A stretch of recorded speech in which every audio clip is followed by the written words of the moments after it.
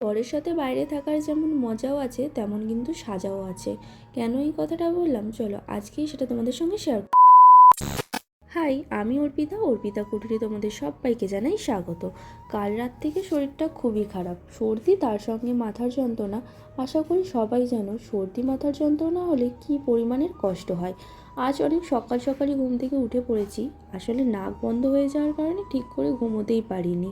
ও কাজে চলে যাওয়ার পর প্রায় অনেকক্ষণই বিছানাতে বসেছিলাম। কিছু কাজ করতে একদমই ভালো লাগছিল না, খালি মনে হচ্ছিল কেউ যদি এসে আমার কাজগুলো একটু করে দিত খুব ভালো হতো, কিন্তু তা করার তো উপায় নেই। বরের সাথে বাইরে থাকার যেমন মজাও আছে তেমন কিন্তু আবার সাজাও আছে।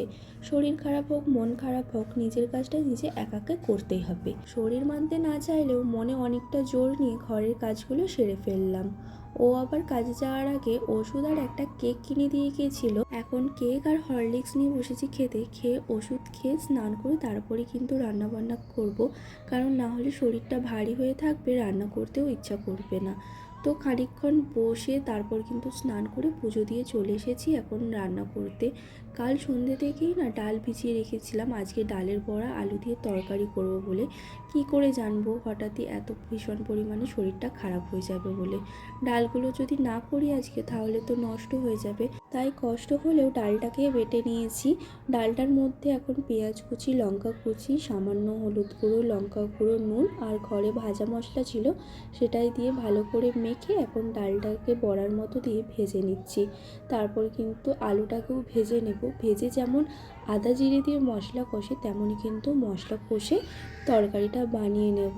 ওষুধ খাওয়ার পর মাথার যন্ত্রণা তো কমেছিল, কিন্তু মাথা ভার হয়েছিল ভীষণ পরিমাণে। রান্না করতে তো একদমই ইচ্ছা করছিল না।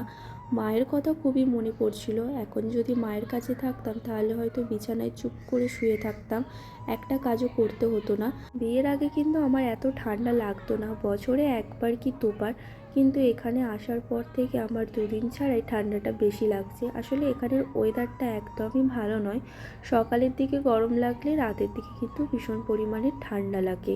ওয়েদার চেঞ্জের জন্য কিন্তু বেশি করে আমাকে ঠান্ডা লাগছে। তারপরে এখানে পাইপের জল তো আরও ঠান্ডা।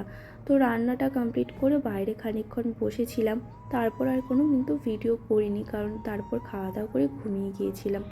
সন্ধ্যেবেলা কিছুই খেতে তেমন ইচ্ছা করছিল না, তাই ঝাল ঝাল করে একটু পাস্তা বানিয়েছিলাম। তো আজকে টাটা।